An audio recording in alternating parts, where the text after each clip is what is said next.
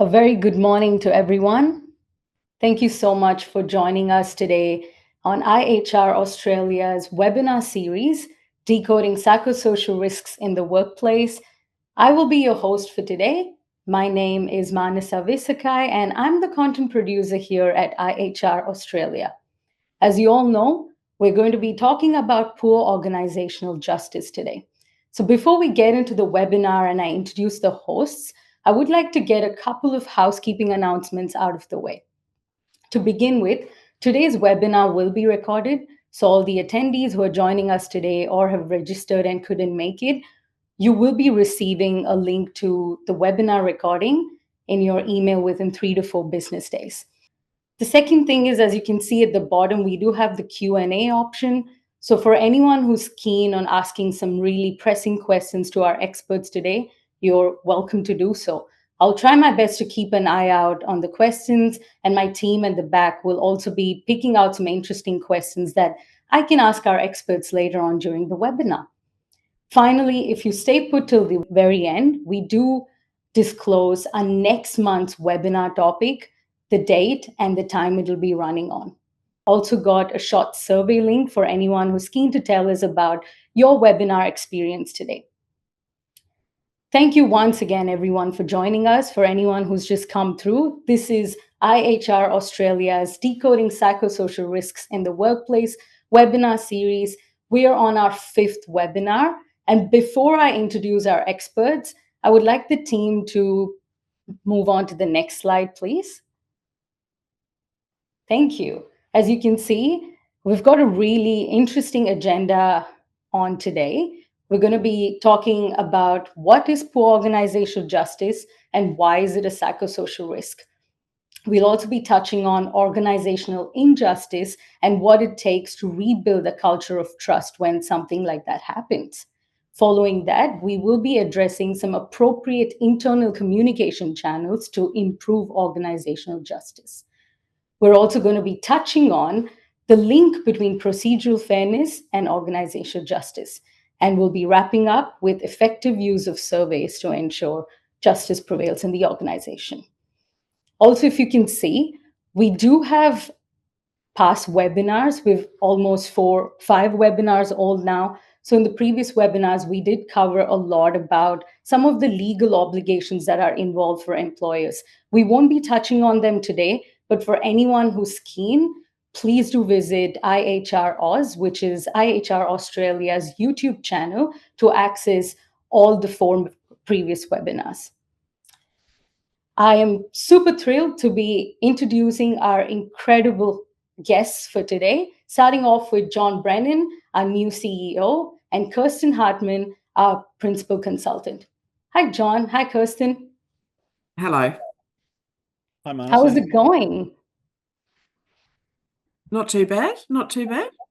How is the weather up there in Brisbane, Kirsten?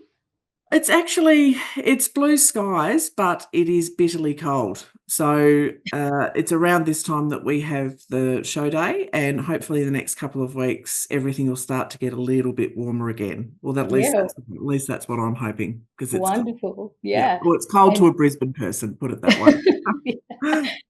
John, I know you've been 4 weeks into the role as our CEO. How are you finding it? Yeah, absolutely loving it.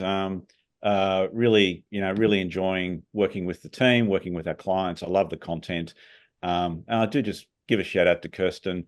I feel really sorry that the weather's not good. It's baking hot down here in Melbourne. We're sort of going to be out on the sun deck later this afternoon with cocktails, which would be terrific. But you should get down here at some stage. Yeah, no problems, John. Thanks for that. Thanks for that. I'm sure it's sunny and you're drinking pina coladas. Always sunny in Melbourne. Yep. Wonderful, John and Kirsten. It's so lovely to have the two of you here. As you guys know, we're going to be talking about poor organizational justice. So I think I'll start off by asking the question, what is poor organizational justice, and why is it under the psychosocial risk obligation? So I'll make a start on that if you like, Manasa. So when we talk about poor organisational justice, we're referring to three things. Procedural fairness, which is when there are fair processes and procedures in place to be able to reach a decision. Informational fairness, which is when there is adequate information being provided to the relevant people, so they are being kept informed. And interpersonal fairness, which is when employees are treated with dignity and respect. Poor organisational justice can also cause a really bad stress response in people when there is frequent and prolonged exposure. This can lead to physical and psychological injury to a worker. An example of where we need to ensure we're adequately managing organisational justice is during grievance procedures and investigations. The process of an investigation can quite easily harm a person when it's handled poorly.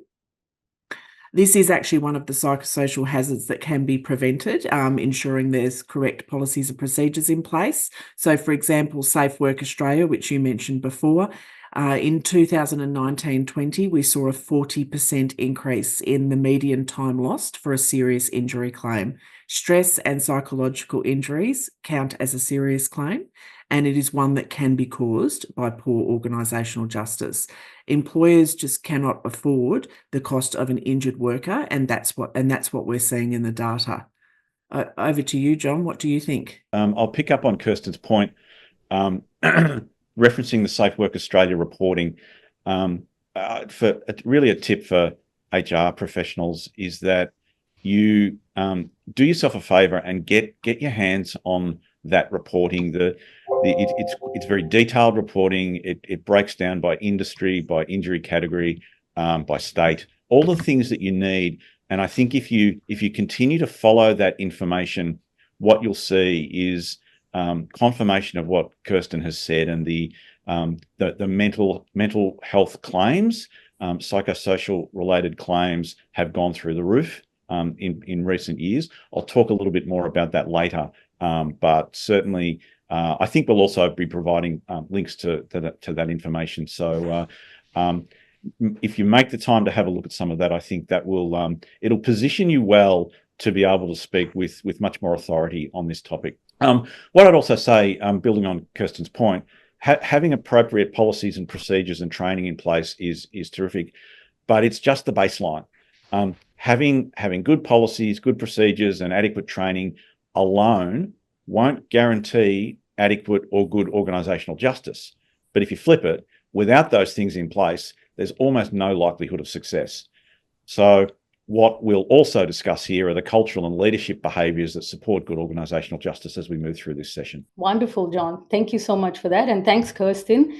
I think before I put forth my next question, I did want to bring two of our professional actors who have a really interesting role play to show us today to help later unpack how some of the organizational systems in place can go wrong and what could then possibly lead to the lack of trust in the culture. So we have Anna and Doug. Anna will be requesting Doug for a quick Teams catch up. Her childcare arrangements have fallen through, so the role play will talk about how Doug responds to her request. So take it away, Anna. Take it away, Doug. Hey, Doug. Thanks for jumping on the call. I wanted to talk to you about my schedule on Fridays. Well, I don't have a lot of time, so make it quick. Okay. I'd sent an email last month that my childcare arrangements have fallen through, and I'm trying to make new arrangements, but I'm afraid until then I can't do my usual hours on Friday. Oh, well, the roster's already set for the rest of the month, so I can't change it now. Well, I understand, Doug, but I've got no one to look after Lenny. I need to finish by 3 p.m. latest. It's just a few hours, Anna. Sure, you can manage. Well, I would if I could. I'm happy to still work on Fridays, but I need to start and finish early. Well, I've already got people doing those hours. I mean, I really need you to work the allocated hours, Anna. Okay. Look, I talked to Lily, and she said that she can cover my Friday shifts if I take her Saturday shifts. How about that? I need you here on Fridays. End of discussion. Please don't make this difficult for me, okay? I'm already stressed enough as it is. Anna, why are you bringing such petty issues to me? I have a kid, Doug. I need some flexibility. Well, this is a business. I cannot be making exceptions whenever I feel like it. And besides, I've got Kids too. You don't see me complaining. I gave you a month's notice, just like the process says. I can't just change the roster because you want me to. Just do your shift. I don't want to hear any more fuss. Look, Doug, I've looked at our policies. I think it'd be good for us to get HR's thoughts on it. They can help us. Oh, really? Are you going to tell me how to do my job? No, I wasn't trying to do anything of the sort. I was trying to help. Well, I don't need your help. I know how to do my job. Of course you do. I wasn't implying anything otherwise. Please try to understand. I've got a 4-year-old. Oh, remind me, how is that my problem again? Doug, I'm not looking for any trouble. Okay, I'm here because I know you've changed the rosters in the past. Why not this time? I don't owe you an explanation, Anna, okay? This is how the system works. Just deal with it. Or you can, bring in HR. Come on, Doug, this is so unfair. Let me tell you what is unfair, Anna. Dealing with your problems, okay? Just do your shift. Don't bring your problems to me. I've got enough issues of my own. What a loser. If only anyone could complain about this damn pighead. Whew. Thank you, Anna. Thank you, Doug.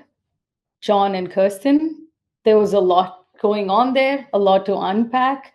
Certainly the focus here is, not so much the focus, but the questions that I've got, and I'm sure that many of the viewers have got, is there a review process in place where the employee can seek a review of the decision? It sounded like there might have been. Is that sort of one-up process? Can the employee lodge a grievance or a complaint? So, let's be clear, for employers, especially mid to large employers, they should and they probably will have these review or complaint systems in place. Certainly if there's an enterprise agreement in place, there'll almost certainly be a grievance procedure, even if Doug doesn't seem to realise that. Even smaller employers, they need to comply with the requirements of addressing what is a potential hazard of poor organisational justice, so that there needs to be some sort of review in place that genuinely enables employees to seek to have initial decisions reviewed, some sense of independence from the initial decision maker. So poor organisational justice really becomes a hazard when it's severe, it's prolonged, and it's frequent.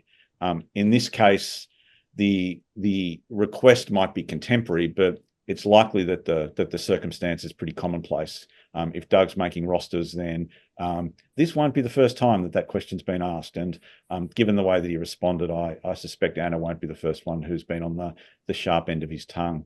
The blunt rejection of her request is a completely inadequate response and likely to contribute to the employee being more distressed. And whilst even if Anna's robust enough to work through the problem, there's a more common response. This sort of common response inevitably increases anxiety, potentially triggers other psychological reactions, and that's going to have a direct flow onto the quality of her work and her output. What we know is that in environments of poor organisational justice, if she feels that there's nowhere to go to, there's no system in place, or that she can't trust the system, those impacted by this sense of unfairness or unreasonableness in decision-making, they're likely to also start to exhibit other medical conditions. We often see them, bringing in or exacerbating other conditions such as hypertension, gut and stomach issues, increased susceptibility to colds and flus. They're all really typical physiological reactions to this sort of workplace system or this unfair workplace system. And, stating probably the obvious, if Anna's forced into a corner, an increase in her sick leave is almost certain. Just to add to that, if poor organisational justice is an inherent part of the culture and workers are commonly exposed to it over an extended period, which I mentioned before, then it will have an impact on the mental health of the workers. If employers need any more evidence that mental health is a serious and prevalent issue, again, going back to Safe Work, they published their statistics, and from 21-22, the mental health conditions accounted for 9.2% or 11,700 serious claims submitted. And the median compensation attached to these claims was nearing $60,000. This is huge. on any company. This doesn't even account for, the productivity or culture losses that are occurring at the workplace level, and the employees that are suffering mental health. It is a negative and compounding experience for any company. Definitely. I did want to highlight a comment that we got. Sorry, John, did you want to add on something? Manasa, I think there's a really important point to make here, picking up or building on what Kirsten's just said. The emergence of the psychosocial risk framework hasn't just fallen out of the sky. I think it's really helpful for HR professionals to understand what's happening now, and why. So the work health and safety architecture around the state jurisdictions is changing. And I'm most familiar with our two largest states, being New South Wales and Victoria. So we mentioned a little earlier, we've seen a proliferation of mental health and stress-related claims, probably mostly across the last 5 years. That these work cover schemes in response have reached the verge of financial collapse. That's been well highlighted, with governments needing to inject literally billions of dollars to keep these schemes viable. I think in the weekend press in Victoria, there was an article suggesting that over the next several years, government in Victoria is going to have to inject more than $18 billion into the system to cater for the rapid increase of long tail claims in the work cover system, and also some of the housing insurance costs that are being realised. But access to workers' compensations for stress claims and the pressure on the system has resulted in changes to the work cover system, and this is where the psychosocial risk framework has been brought in, that is trying to balance this from a government perspective.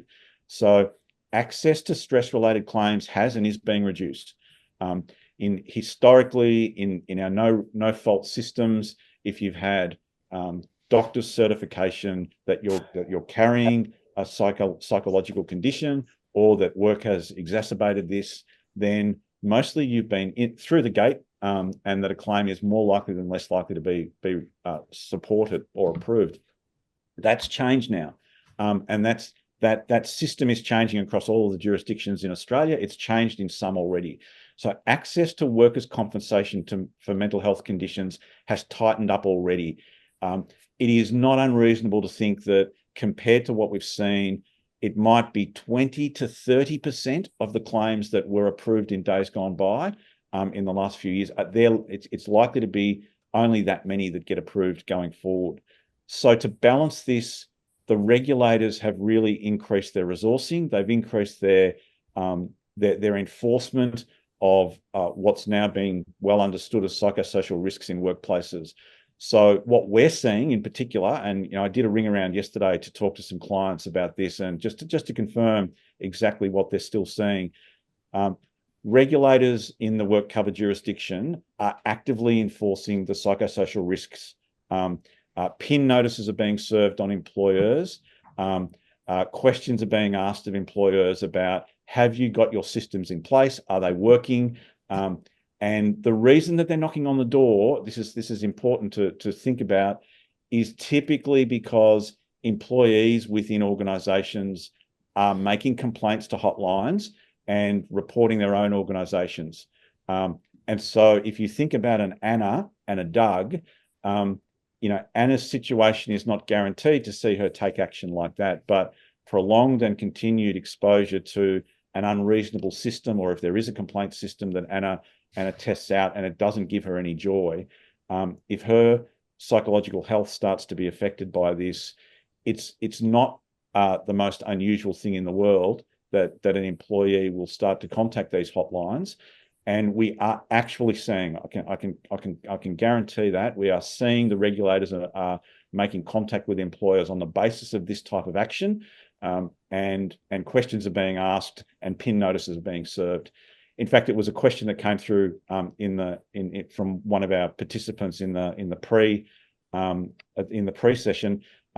Are typically in IR or workplace relations matters that would historically have been addressed through that jurisdiction now being treated as hazards? 100% they are. There's a switch. If people are feeling like they can't get access to work cover claims. There's an absolute switch that's going on straight away. And so more things are being treated as workplace hazards and psychosocial risks than ever before. So we've got to have the architecture in place. Definitely. Well said, John. I think I would like to move on, if that's okay, to really talking about, also, I did want to highlight that we'd got a couple of people responding to the role play saying that Anna's request is genuine to alter, and it's reasonable that she did want to alter those hours, and that Doug should have also considered the flexible working arrangement request and responded within those 21 days since her initial date of request. So that was really interesting. I thought I would put that out to everyone. But I think it brings me to our next question, which is really talking about when situations like this occur. Anna is definitely going to be talking to her peers about her interaction with Doug. And then there is that sense of losing trust. So when there's organizational injustice that prevails, how can employers or organizations put in the work to cultivate or rebuild that trust? Absolutely. So I'll take it. I'll take that one on. Give John a bit of a break. So basically, we need to call out the behaviour. Explain what went wrong, and basically reinduct people to the right and relevant organisational policies.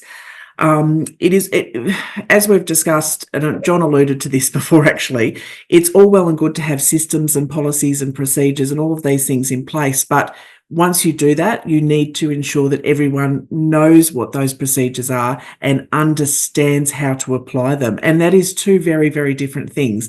People perusing over policy and saying, oh, look, that looks really good in theory, I won't have to deal with that. I'm talking about getting in and training our managers to know how to deal with these things, and also to know what the rights and entitlements of their workers are.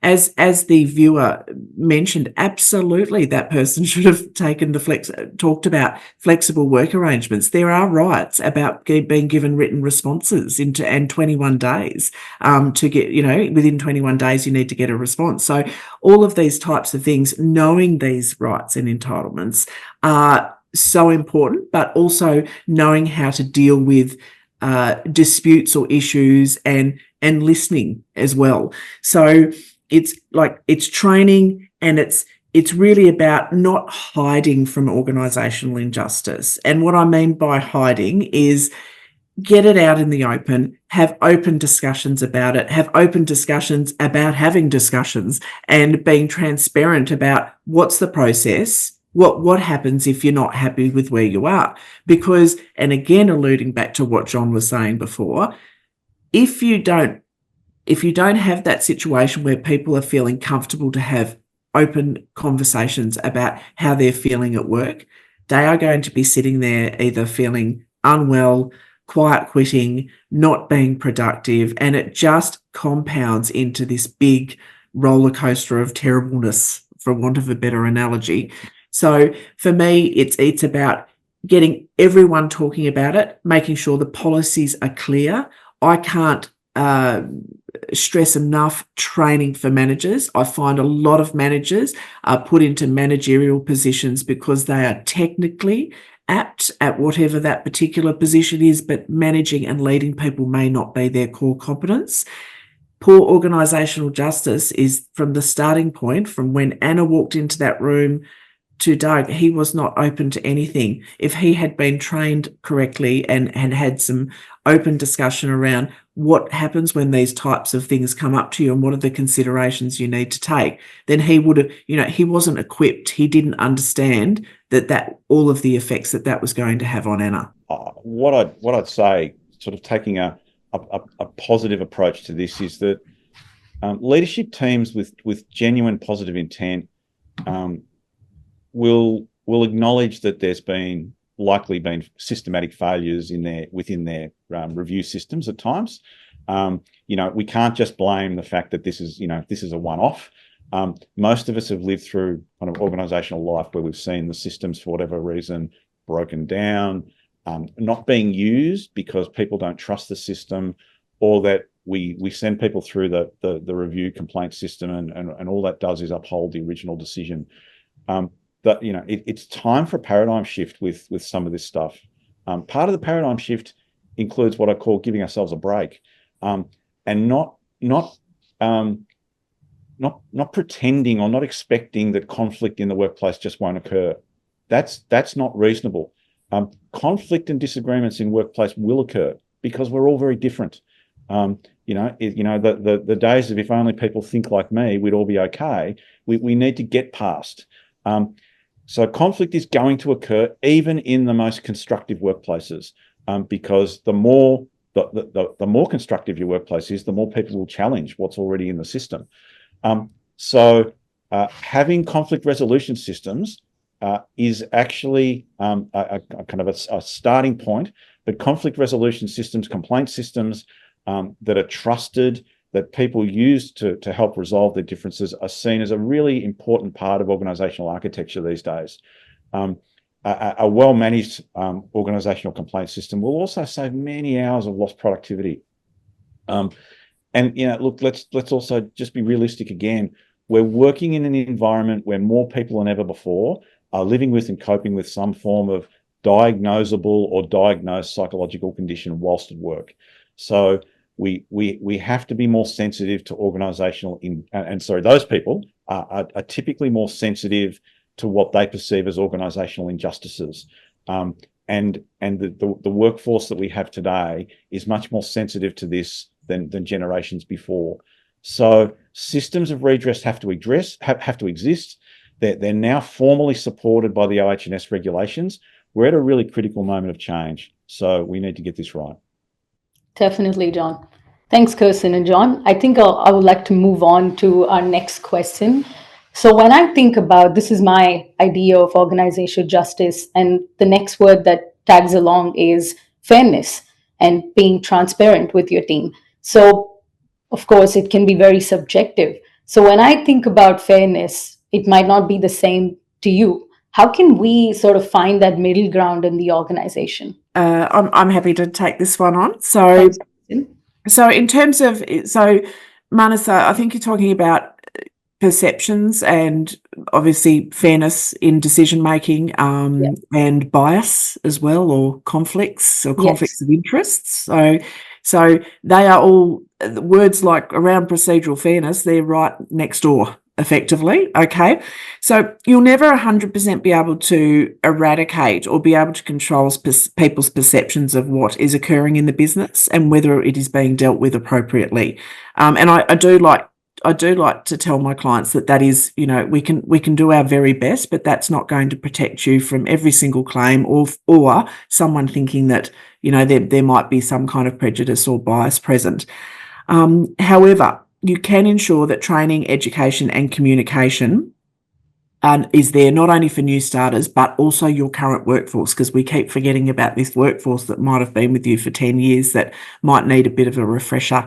So in terms of bias in decision making, and you talk to fairness, pertaining to issues of organisational justice, you need to look at performing conflict analysis and making sure that when someone goes into a decision, and I say going into a decision, or effectively what happens is someone should absolutely feel comfortable and confident to take themselves out of that decision-making process, to if they believe there is going to be bias or a perception of bias. Okay, so I find a lot of companies, this whole conflict of interest, there's this kind of stigma attached to, someone putting their hand up and saying, I don't think I should be involved in this because I play basketball with the fellow twice a week, or look, I'm a HR person and I've already managed 3 investigations with this person, and I think some of my, the previous investigations might bias my current decision. Employers need to, again, rip the lid off this. It's not something that needs to be hidden away. We should encourage and celebrate people putting their hands up and saying, look, I think this might be fairer dealt with by someone else. So, again, I'm saying about that, don't hide. Bring it to the surface. So, the other alternative is you seek external professional help.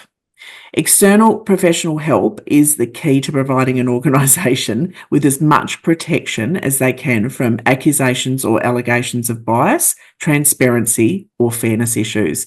So automatically you put it outside of anyone that's had any touch or contact to that person, and they can be objective in relation to the decision. So you've always got that. And I do think that grievance procedures, that you might have 3 internal levels of going through issues or dispute resolution, but you must have a level that jumps outside of the organisation, because you may go through those 3 levels and there might be bias or perceptions of bias or perception of unfairness at every single level. There are many ways bias issues can creep in, unfortunately. So I'll give you some examples. I mentioned before, interactions with a particular HR person, especially in smaller companies. Larger companies have a bigger hierarchy to move it across. Inadvertently becoming a decision maker in a matter that might involve a close work colleague. And look, keep those strong policies around conflict of interest and rewarding people for removing themselves if they believe they might be conflicted. Kirsten's points are spot on there. And again, to our HR professionals out there, let's try not to be too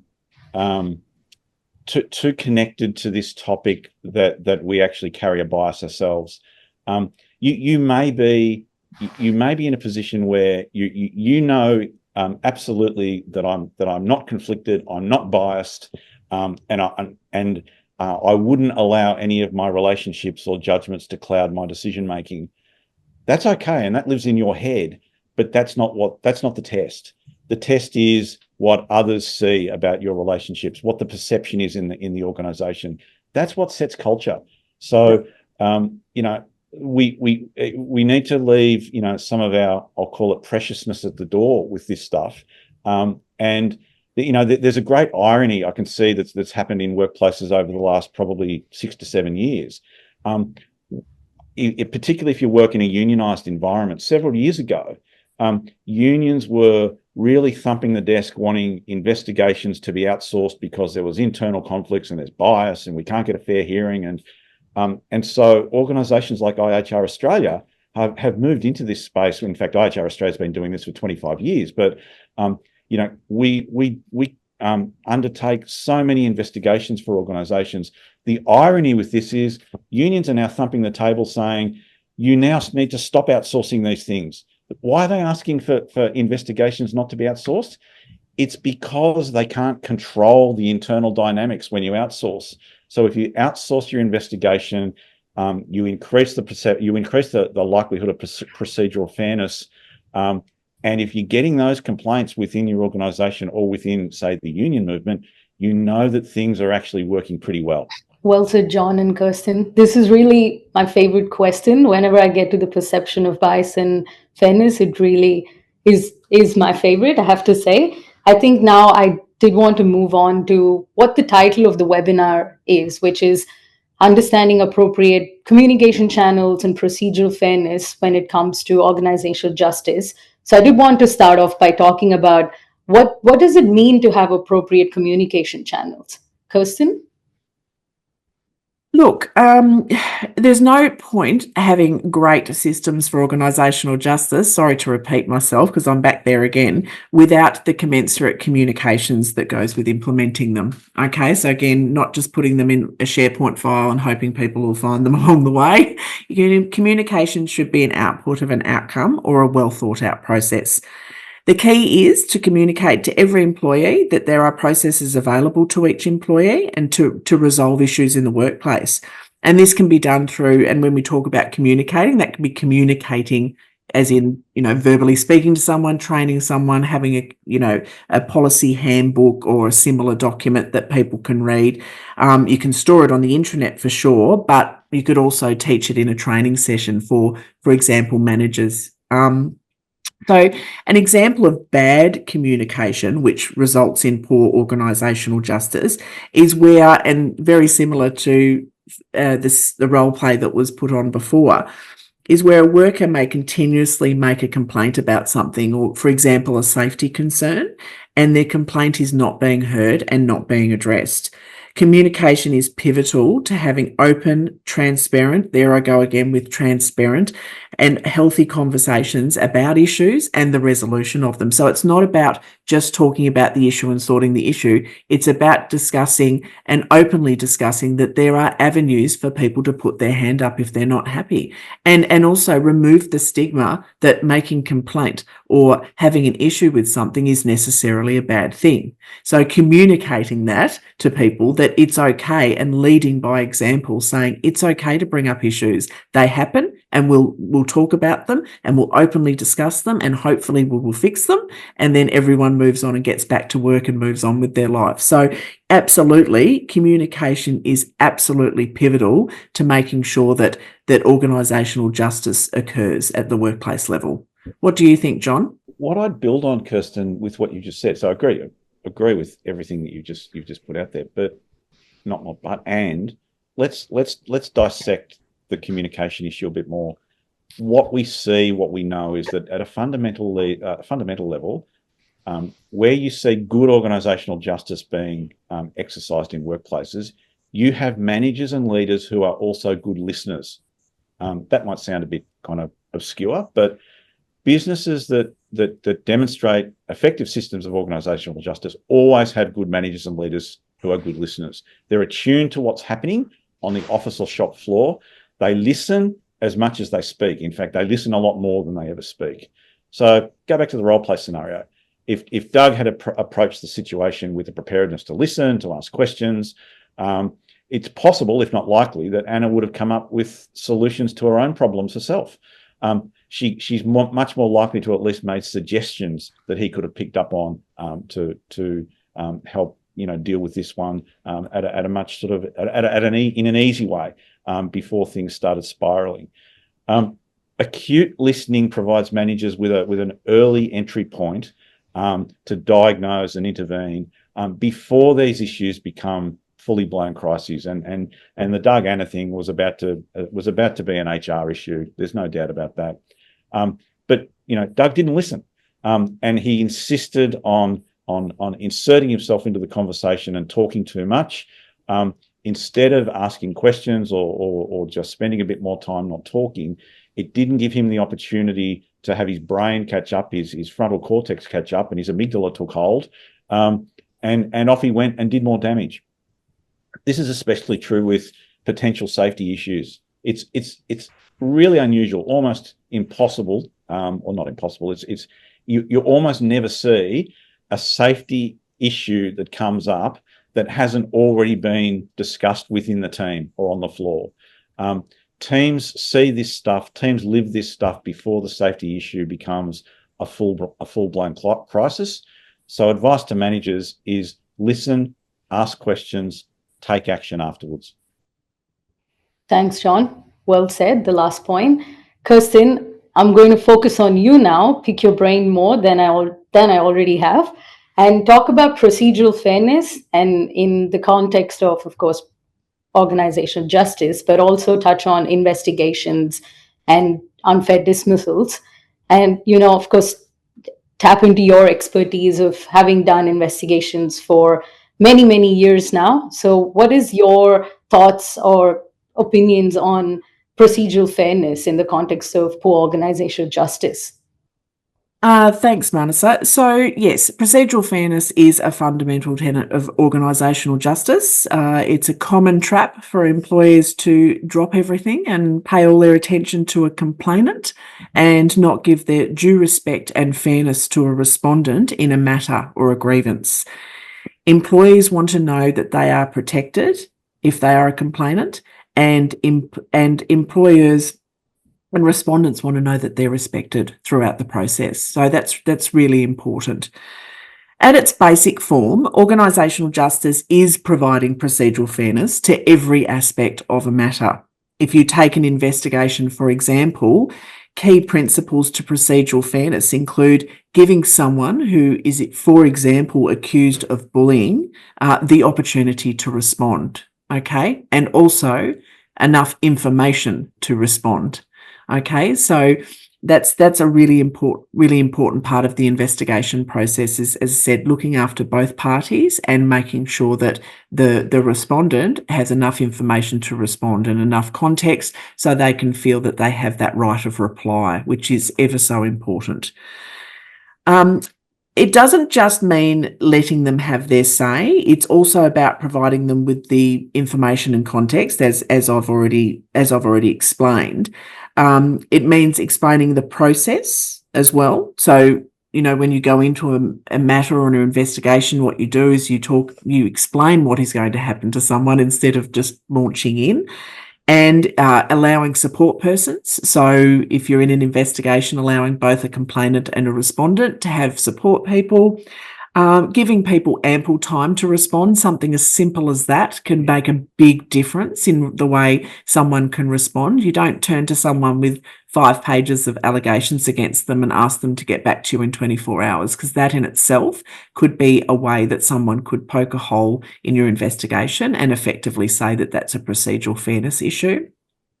And look, also being open about allowing people to seek advice or legal advice. I think, HR in the 1980s, 90s, maybe even the noughties, it was, keep everything in-house. You don't want people, the minute you saw, a union rep or a lawyer, people would go running. Do you know what? If you're on the right side of it, it doesn't matter anyway. Make sure these people feel that they're supported during a process. That's procedural fairness. So, when we talk about, you talked about unfair dismissal, actually, that's interesting. So you would be amazed how many unfair dismissals that I attend, and it can be as simple as someone has not explained to someone why they have been terminated. Such a simple thing. And then that obviously it comes back to communication. Okay, and so that informational fairness, the procedural fairness, that interpersonal fairness, all of those things. Have we treated this person correctly? Have we given them enough information and time and support? All of those things need to be ticked off in order to ensure, that procedural fairness is being applied. Last one but not least, definitely my bugbear. Procedural fairness is definitely not about employing any trickery in your investigation or in your local management action of a matter. It is about being open and honest. You don't trick people into if you know something, tell them that you know something, get them to explain it. I don't think, again, it is a chance for someone to poke a hole in your investigation, but you go back to this principles of fairness and how you'd like to be treated yourself. I speak to HR managers all the time, and the commission, the Fair Work Commission, we all talk about this reasonable person test. Well, you're the reasonable person. Would you like to be treated like that? Have you applied all of those facts in that context fairly? What do you think, John? Again, you're the expert here, Kirsten. And all I'd say is, Kirsten's experience in the Fair Work Commission, in the various court jurisdictions around Australia dealing with these issues. You've touched on it, but the same thing happens again and again. Most times that matters are appealed and turn over, it's around procedural fairness. We get the pressure. We get the pressure that the decision makers are under, and sometimes it's self-imposed pressure to make quick decisions. And we even have to temper that with clients who are, wanting an investigation to happen really quickly. Getting the facts of a complaint out, preparing a kind of a written a statement, putting that to the complainant, making sure that the complainant's available. People are stressed. People often don't make themselves available for these things. So, if we were to tell you that a formal investigation can be dealt with in a week, we'd be probably exaggerating that, because these things are almost not able to be done quickly these days, because we build in a period of procedural fairness, but we also have to take into account the fact that people are highly charged during these things. They often make themselves unavailable, and sometimes at short notice, they just don't turn up for interviews, or they they then recant on what they've said. They deny having made certain statements, even though we've had some of these things recorded. So we've just got to be really careful to make sure that, and you have to be really careful to make sure that you've got the procedures working well, so that you don't inadvertently get tripped up on what would have otherwise been an entirely appropriate decision. Thanks, Kirsten. And John, while I have you here, I did want to talk about staff surveys as the next section of this webinar. And of course, staff surveys have been historically known to be helpful in finding out or spotting patterns of inappropriate behavior. And in this context, of course, we're addressing organizational justice and what the organization systems in place are. So how effective are staff surveys, and how can you actually implement them in the workplace, do you think? I really, the point I want to make here, and thanks for introducing the topic of surveys, Manasa. For HR professionals, most of us have these days the annual engagement survey or pulse surveys that are happening within organisations. That they're common as part of the organisational architecture. What you also need to think about is that organisational surveys are now part of the organisational justice system. So surveys are much more than a data collection exercise. So what happens, we often ask people in our workforce, have you seen bullying? Have you seen sexual harassment in the workplace? Have you seen discrimination? Have you been bullied? Have you been sexually harassed? The data gets collected. If I go back to, even 5 years ago, organisations who collect this information and then don't act on it would be well accused of having poor organisational culture. The organisation is telling us something, but you're not dealing with it, or you say you'll deal with it, but you don't deal with it. It could be, the bullying, the harassment. It could be workloads. It could be isolation issues. But we don't have the funds, or we don't have the time to deal with that this year. Historically, that would have been seen as pretty poor leadership and a key lead into developing or really poor culture. And those things are still true, but add to that now, you're tripping the wire on a psychosocial risk. So if the regulator comes in and wants to know what did you know and when did you know, if you're collecting data that your workforce is telling you connects to what would be considered psychosocial risks, and you haven't done anything, then the organisation stands accused of being negligent in that area, and that becomes a factor in demonstrating that you've acted on psychosocial risks, or you haven't. You've failed to act on information that you've had at hand. So I'm not, and by the way, I'm not saying don't do surveys. Surveys are wonderful data collection tools. They're great for helping regulate the pulse of an organisation. But more than ever, if the workforce is telling you something, you've got to deal with it, because it's not just your culture that's at risk anymore. It's the potential breaches of workplace law, workplace health and safety law, I should say. Yeah, thanks, John. I think I've addressed all the questions. That's great. Let's move on to some Q&A from our audience. These are questions that we already received in the registration forms. And if we do have some time, we might pick some questions that we're getting live today from our audience. There's been great engagement, John and Kirsten. So good job on a very, very engaging webinar. I think I would like to start off with this question, which this person is asking, what are your suggestions for balancing procedural fairness with psychological safety, especially when an investigation is drawn out over a long period?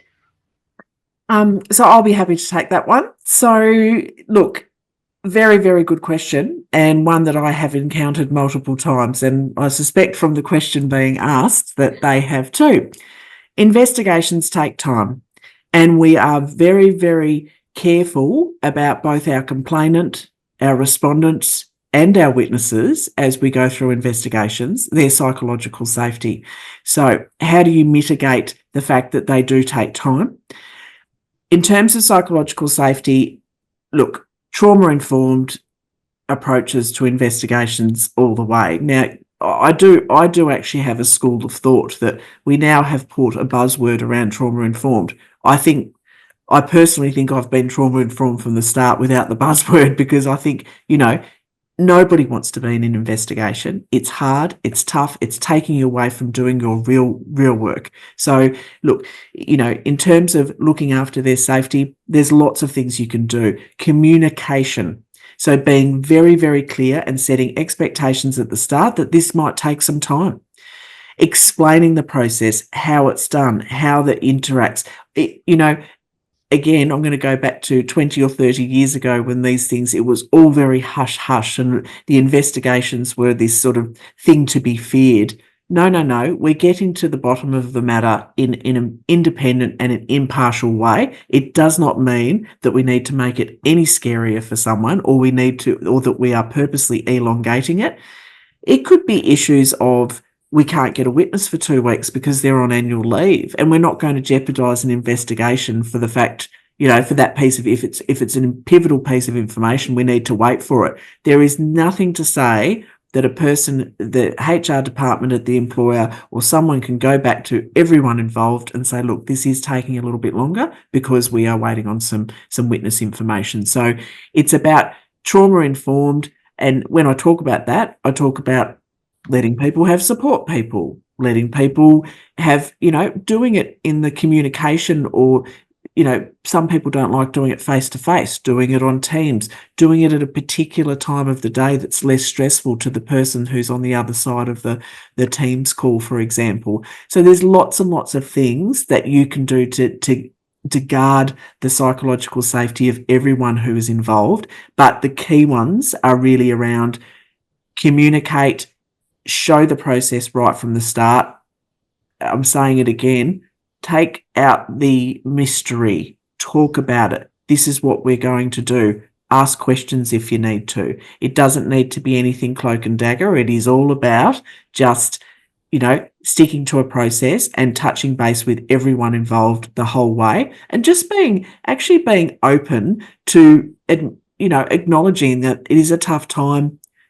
For example, also employer assistance programs. You can talk to, people, everyone, not just the complainant, the respondents and witnesses. It can be tough for them too. Ask them to, give them the details for your employee assistance program as well. So lots and lots of things you can do. But the one thing I wouldn't do is, I know psychological safety is really important. I think you need to do all those things to guard it that I've just mentioned, but never ever rush an investigation, because that's going to do everyone involved a much worse outcome than spending a little bit of time about explaining to everyone why things are taking the time that they are. Thanks for highlighting that, Kirsten. I think I would like to move on to John, and I've got a really interesting question. I think you'll love this one, John. This person is asking, is there any training that managers and employees can undertake in this psychosocial risk landscape, and why is that relevant? Yeah, and the answer, of course, is yes. And I don't want to sound self-indulgent, but IHR Australia offers an extraordinary range of training options there.